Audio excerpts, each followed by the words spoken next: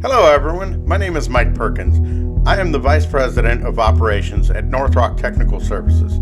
We're an automotive-focused outsourced IT department. This video is intended to serve as a very brief introduction and summary to the new FTC Safeguards Rule enacted at the end of 2021 as it pertains to automotive dealerships. There are 3 videos that cover each category of the changes, and among these are reporting and planning, information security requirements, and security testing.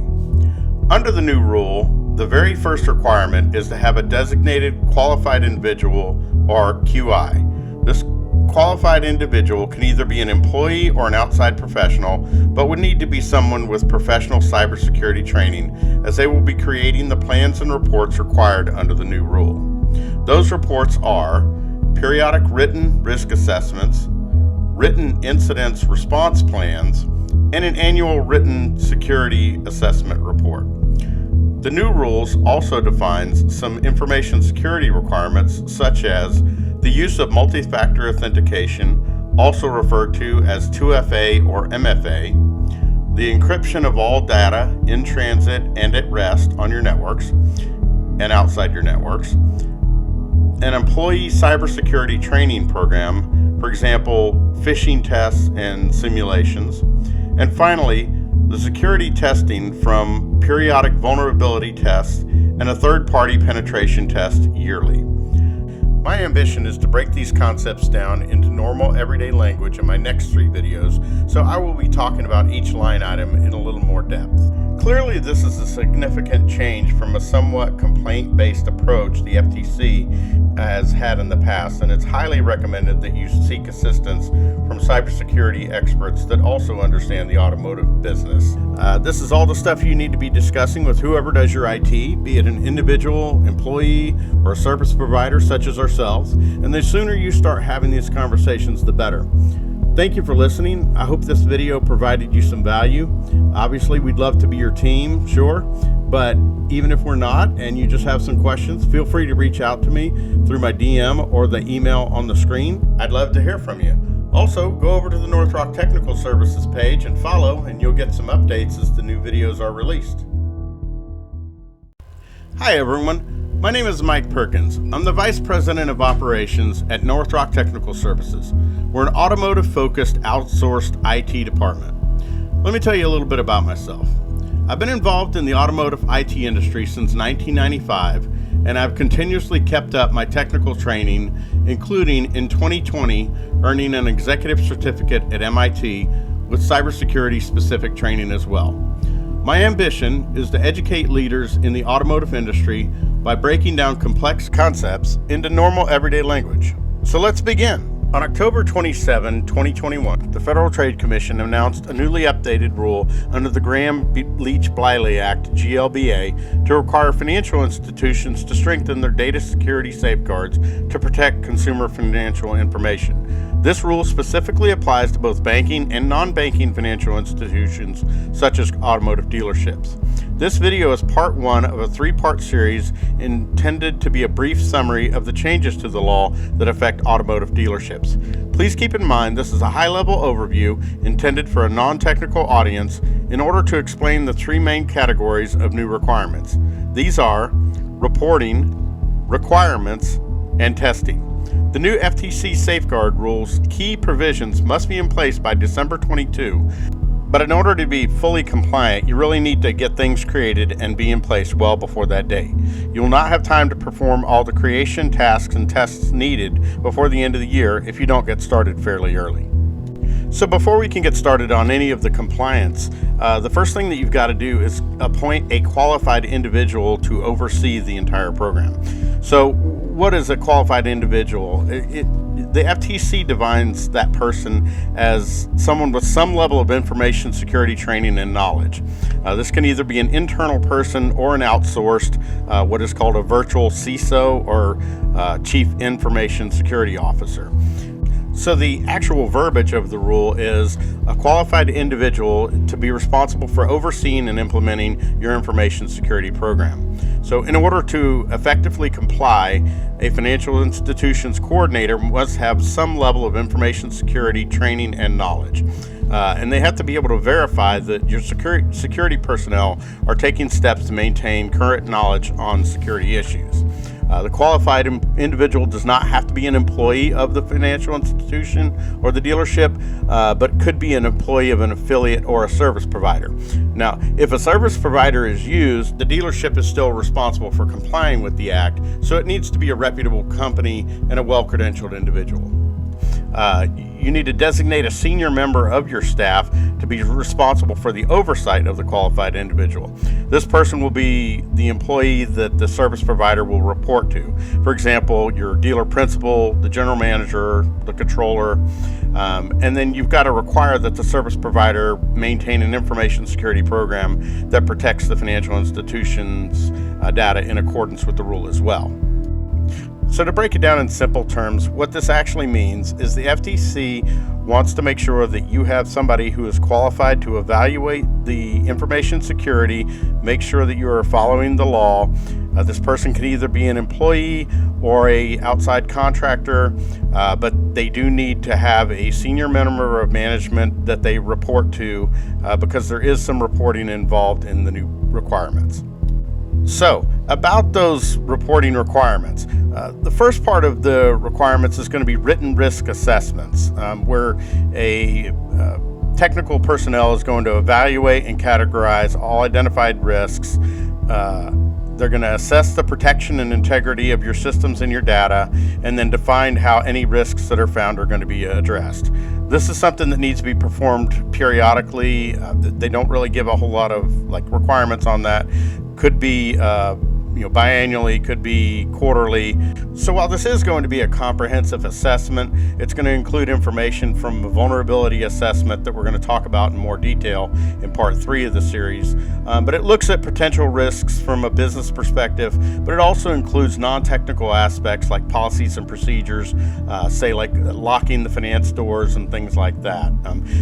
You'll be happy to hear that this report is actually intended for the business executive, so this report or meeting should be fairly high level and in terms that a non-technical person can understand. So the next requirement is that you need to have a written incident response plan. What that includes is it needs to define how an event will be found, stopped, and removed from your system, defines clear roles, responsibilities, and any decision-making authority in the event of a breach or an event. It includes how systems and data will be restored, and it includes how the plan will be evaluated and revised after a security event.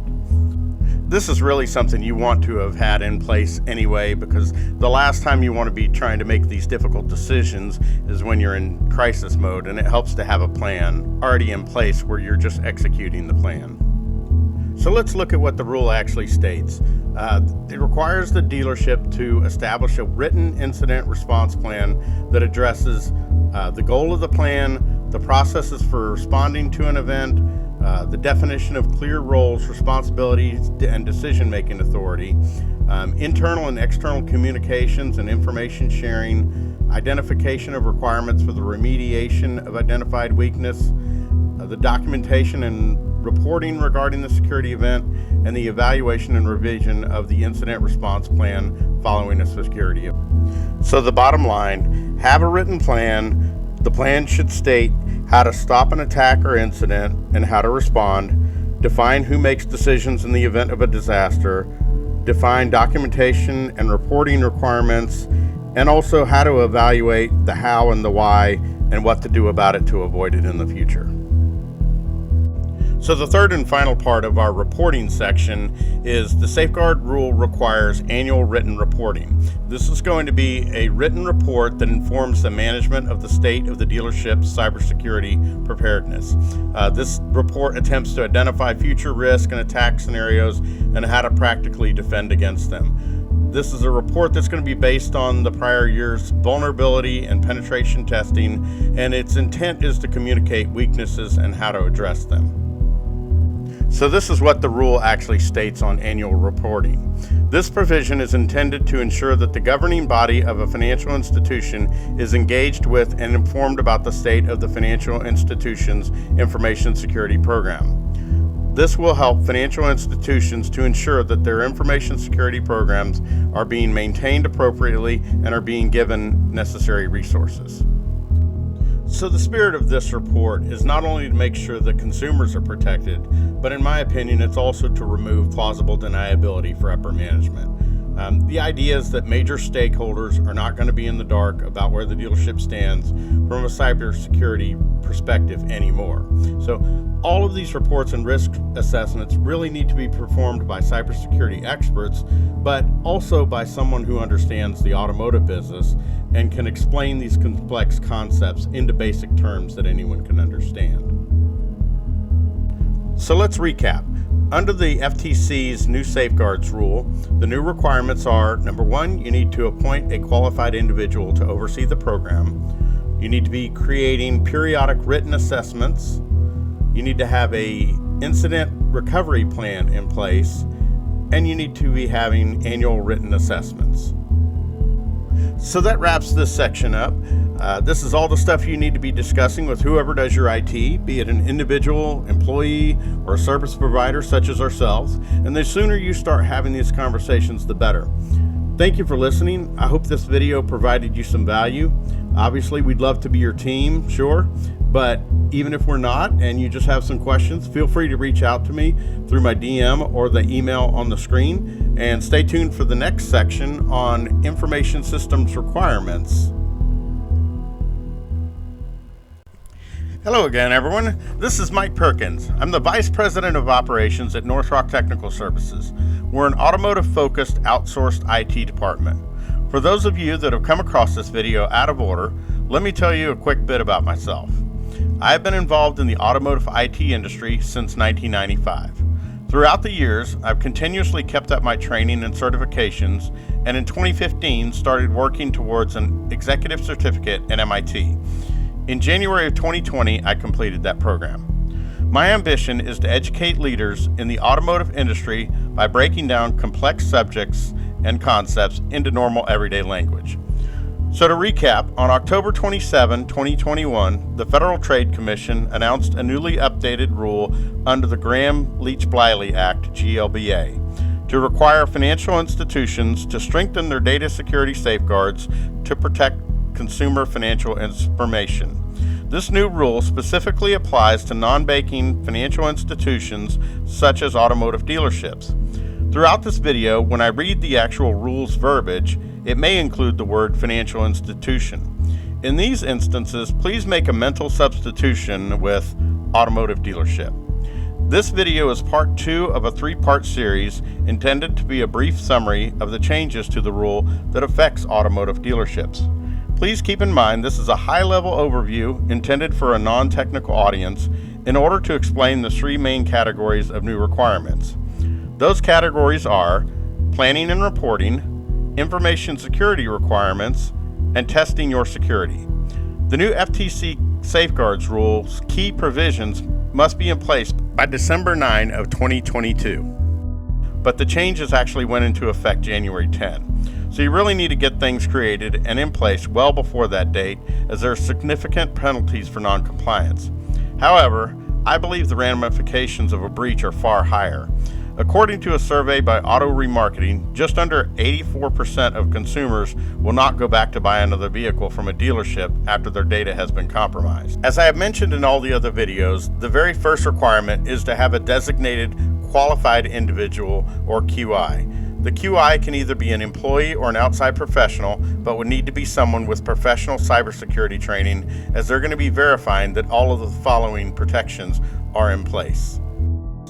So let's get started on the required changes to the actual technology that run your dealership.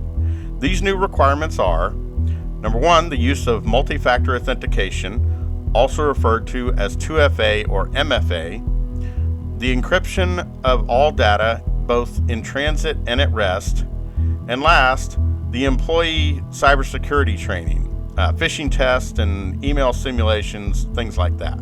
Now, as I promised, I'm going to break down all this tech talk and show you some examples of each. Let's start with multi-factor authentication. Some of you may be familiar with multi-factor logins from your banking or investment accounts. Multi-factor simply means you need at least two things to be able to access a system. Examples of multi-factor would be something you know, like a password, something you have, like a cell phone, or something you are, like a fingerprint or a retina scan. Now, Microsoft has publicly stated that MFA, multi-factor authentication, can block over 99.9% of account compromise attacks. Now, a two-step authentication sounds like a hassle, but watch this video and see how easily blocking 99% of all login attacks can be. Hi everyone. Today we're going to demonstrate logging into a computer using 2FA. You may also hear this referred to as two-factor or dual-factor login. So if you read automotive news, they recently reported the need to add dual-factor to dealerships, and many cyber insurance carriers are requiring it as well. The most popular way to add this security is through a text message or an authenticator program. So here's how simple it is.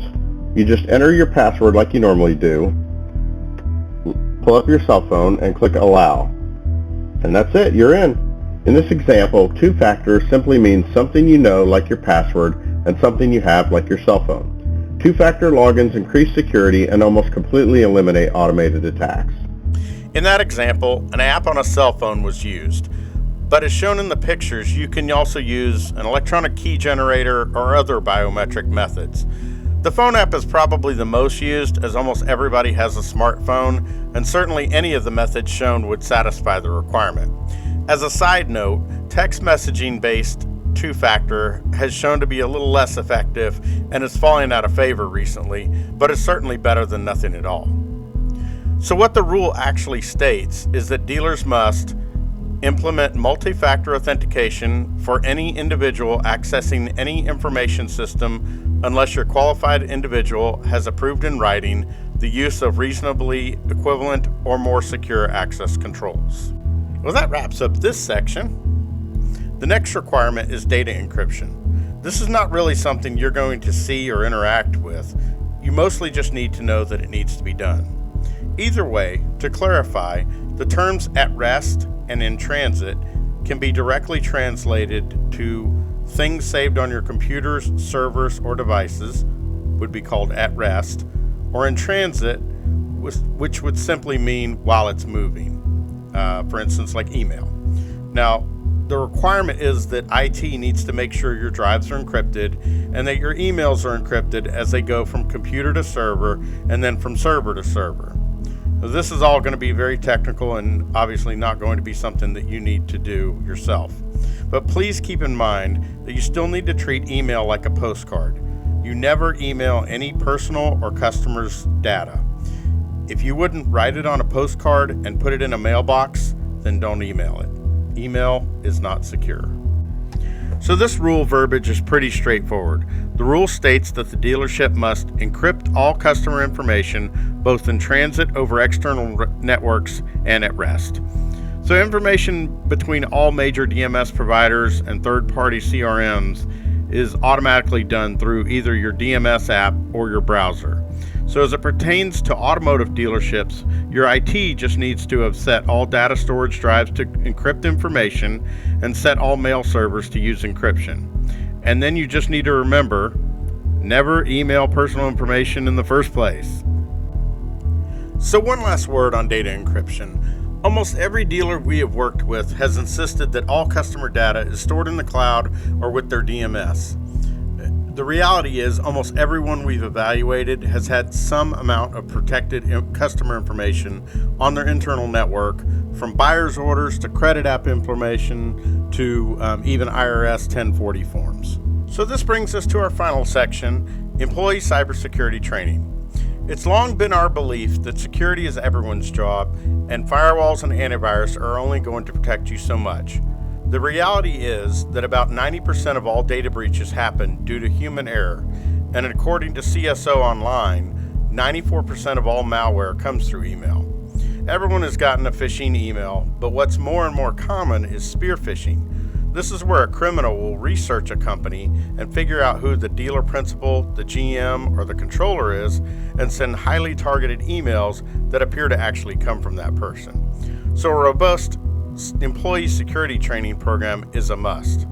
Fake emails are fairly easy to spot if you know what you're looking for.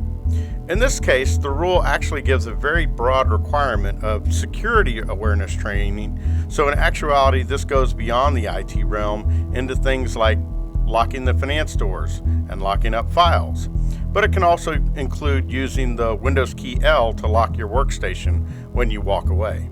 The text of the rule states that dealers should be providing your personnel with security awareness training that is updated as necessary.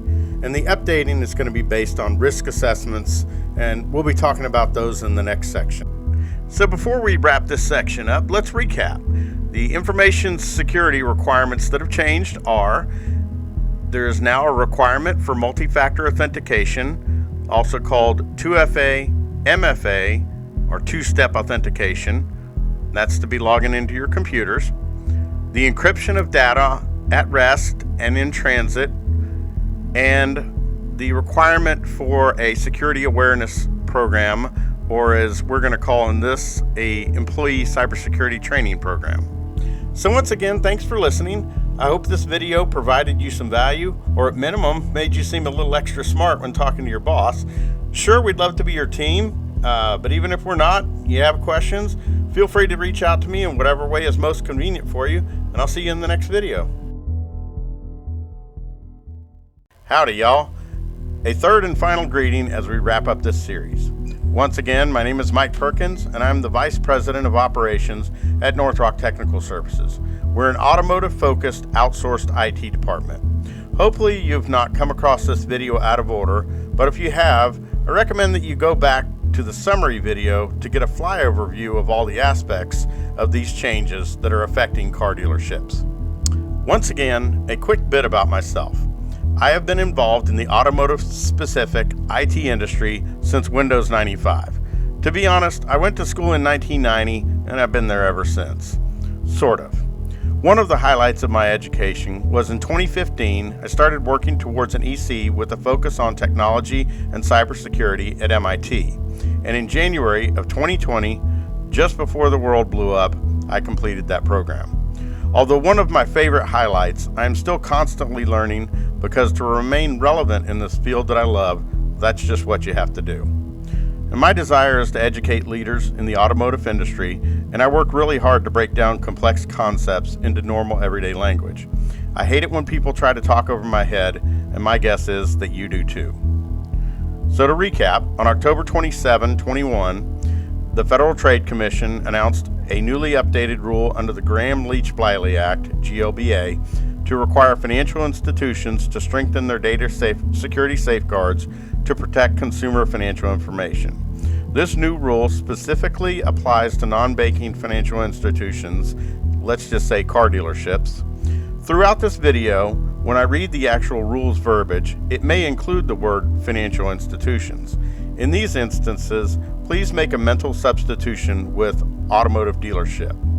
This video is the final part of a three-part series intended to be a brief summary of the changes to the rule that affects automotive dealerships. Please keep in mind this is a high-level overview intended for a non-technical audience in order to explain the three main categories of new requirements. Those categories are planning and reporting, information security requirements, and testing your security. As I've mentioned in all the other videos, the very first requirement is to have a designated qualified individual, or QI. This QI can be either an employee or outside professional, but would need to be someone with professional cybersecurity training, as they will be verifying that all of the protections are in place, and they will be the ones actually explaining the reports to the senior management. It would be very helpful if this qualified individual was not only a cybersecurity trained individual, but someone that had experience with automotive specific dealership IT. Now, the new FTC Safeguard Rule key provisions must be in place by December 9 of 2022, but the changes actually went into effect January 10th. So you have to get started early and get all the requirements in place well before that date, as there's significant penalties for non-compliance. And now we're down to the final section, security testing. So under the updated rule, there's two types of testing that are required: penetration testing and vulnerability scans. So what is an easy real-world equivalent to a vulnerability scan or a pen test or penetration test? You can think about it this way.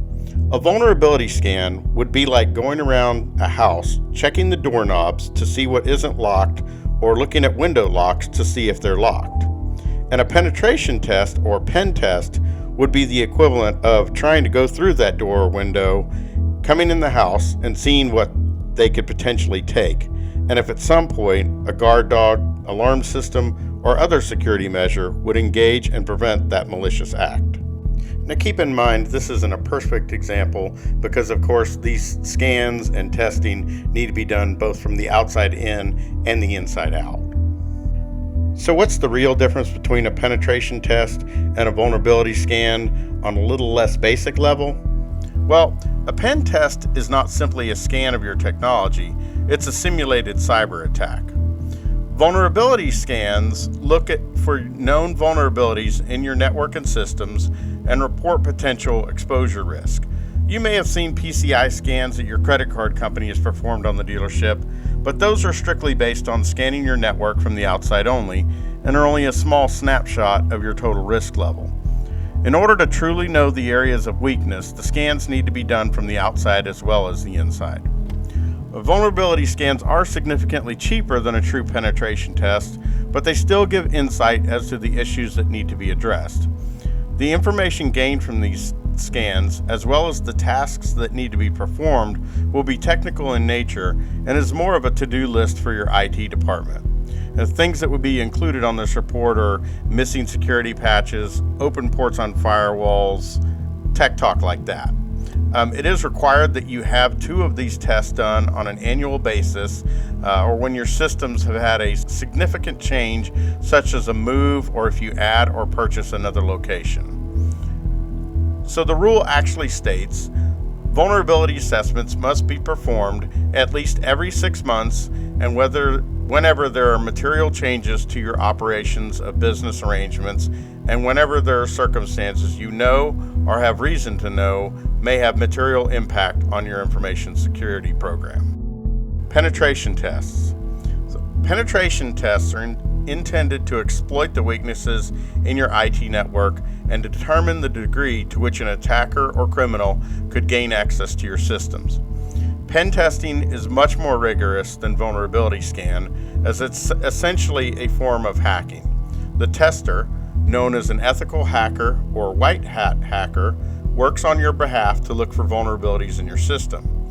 In that regard, their actual work is much the same as a criminal hacker. Unlike vulnerability scans, penetration tests are designed to identify not only weakness, but also test the ability to exploit them. Doing this demonstrates exactly how a cyber criminal would infiltrate your systems and what information they could access. With this knowledge, your qualified QI can pinpoint how effective the security controls are and which areas need improvement. Once again, the information gained from the penetration test will be included on the written risk assessments and annual report that we talked about in part 1 of the series. So the rule states, penetration testing, as defined by the final rule, is a process through which testers attempt to circumvent or defeat the security features of an information system. And monitoring must take the form of either continuous monitoring or periodic annual penetration testing and biannual vulnerability assessments. And with that, we finish out the series on the FTC Safeguards Rule, secure and compliant. I know that compliance is rarely fun or entertaining for anyone, but I hope I at least broke it down into easily digestible sections. I also hope everything I talked about was clear and concise, but if not and you have questions, feel free to reach out to me. Now, if you're thinking, wow, this sounds like a lot, and you're overwhelmed, that makes sense. I'm sure you just want to focus on selling cars. But if you do want to tackle all this yourself, I've created a free GLBA Safeguards checklist, and you're certainly welcome to that just for the asking. As I've mentioned before, we would love to be your IT department, but if your dealership has an IT company or employee that you're really happy with, and you just need help with compliance, or you need someone with qualified individual credentials, please feel free to reach out to me. I can help get you set up with a full compliance as a service package, and we will gladly work alongside your current IT solution. I'm Mike Perkins. We're North Rock Technical Services. We're fast, friendly, and there when you need us.